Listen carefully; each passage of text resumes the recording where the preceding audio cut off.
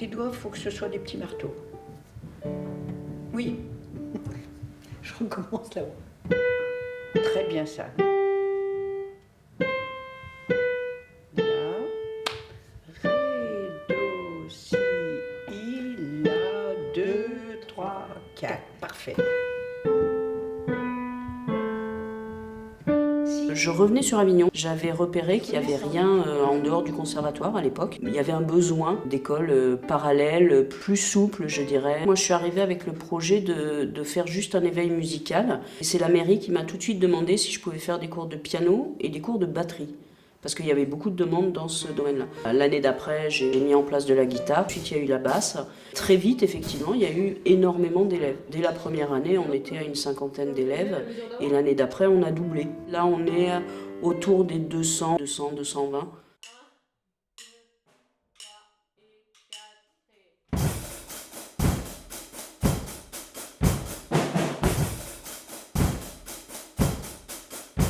Alors souvent, l'éveil musical, les enfants, c'est pas eux qui le réclament. C'est les parents qui sentent que l'enfant a une attirance pour la musique, voire un don. Quand ils sortent de l'éveil musical à 4-5 ans, ils ont vu plein d'instruments et ils savent vers où ils veulent aller.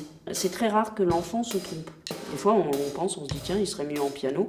Et le petit, qui est tout timidou, il va dire bah non, moi je voudrais faire de la guitare électrique. Mais effectivement, on le retrouve 4-5 ans après, où il est sur scène en électrique, presque à se rouler par terre, quoi. Et il s'éclate. Et 4, et...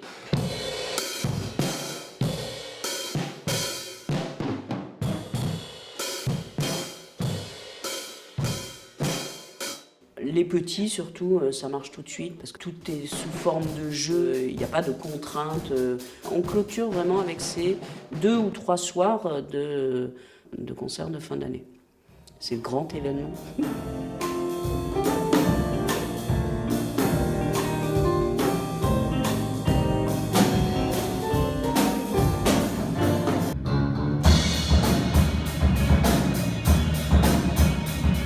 L'an dernier, on a fait 2 soirées de jam. Il y a un truc qui marche très bien, c'est le piano. Parce que l'adulte, évidemment, a très peur de monter sur scène.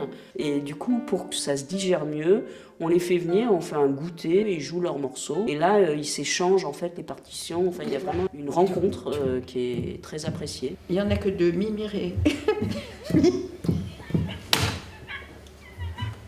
Alors, c'est pas grave. C'est pas grave. Franchement, c'est pas grave. Tu respires, tu le referas tranquille. Alors. Coucou, t'es tout seul pour l'instant ?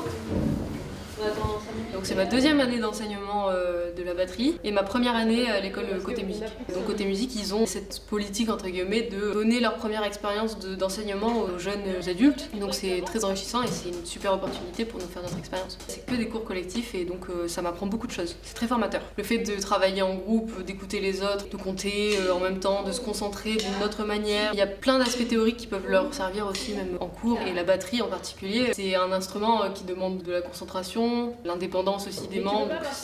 On développe le cerveau d'une autre manière. Regarde, c'est faire. Sachant que ça c'est des noirs, parce que moi j'aurais l'impression que c'est des blanches en fait. Tu vois ce que je veux dire ? Je sais que j'ai pas mal de parents qui ont eu une expérience en conservatoire qui s'est pas très bien passée et qui veulent pas que leur enfant retrouve cette même expérience. On en a pas mal d'ailleurs qui viennent du conservatoire parce que justement ils veulent faire autre chose que du classique. Le solfège va être appris en même temps que l'instrument et en fait on n'apprend que le solfège de l'instrument. Je dis plus depuis longtemps à mes élèves il faut travailler ton instrument, je dis il faut s'entraîner. C'est pas la même démarche, quoi.